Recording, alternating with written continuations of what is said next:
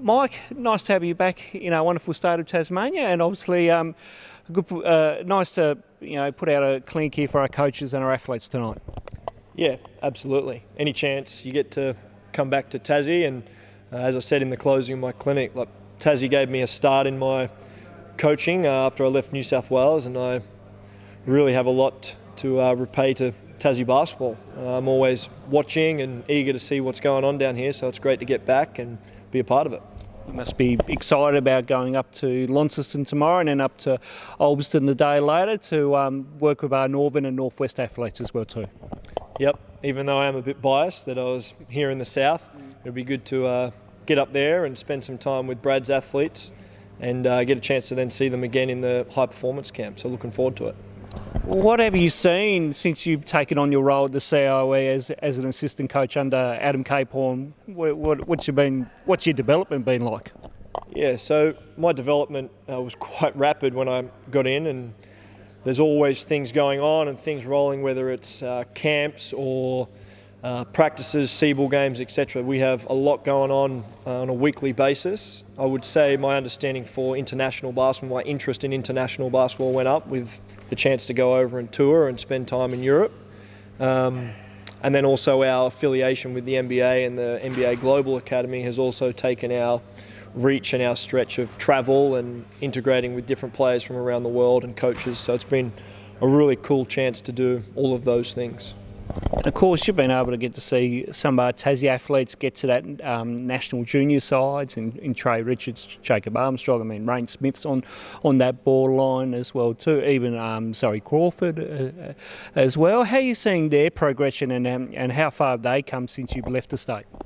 Yeah, again, see it here tonight. The opportunity to come back and see some of these players and see the growth in their development has been really cool. That was one of the things I really enjoyed tonight. But also to get a chance to coach those guys on a daily basis. So obviously get to coach Taryn on a daily basis, and he's a very well-deserving scholarship in the NBA Global Academy. Trey's had the opportunity and is currently in a national camp with Jacob.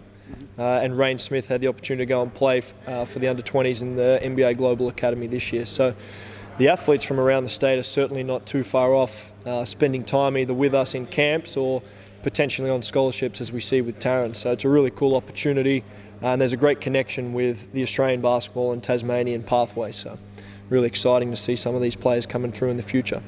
And of course, just recently at the National Under-20 Championships, you played off the bronze medal game against Tasmania and against your kind of former colleague Nate Burden, who took the coaching reins for 20s men's. How did you find your week with New South Wales, but then also too to kind of come full circle to play Tasmania in a bronze medal game? Yep. We had a really good week. Have had some really good players and had the opportunity to coach some really good players both on the floor and off the floor, and we did a good job to get in and play that bronze medal game.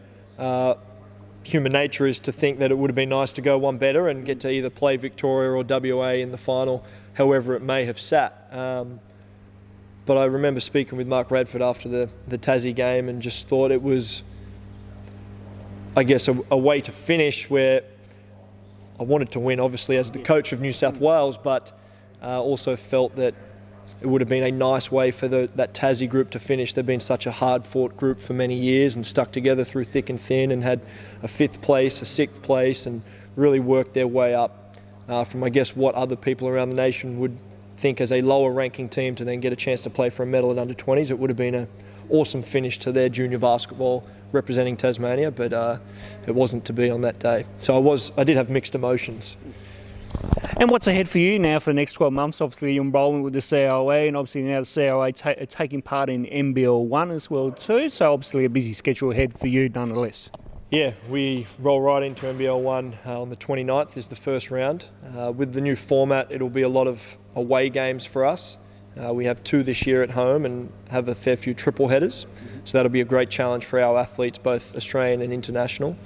Adam Capehorn is away with the Boomers for a bit of a stretch this year, so it's a great opportunity for me to step up and get a chance to really take the reins and enjoy that process where I get a chance to work with Marty Clark and Robbie McKinlay and the other coaches that we have there at the COE and the NBA Global Academy. So there'll be some international travel over the course of the year, be some really good games in the new NBL1 format. and really looking forward to seeing what our athletes can do on the international stage at the Under-19 World Championships this year in the middle of the year.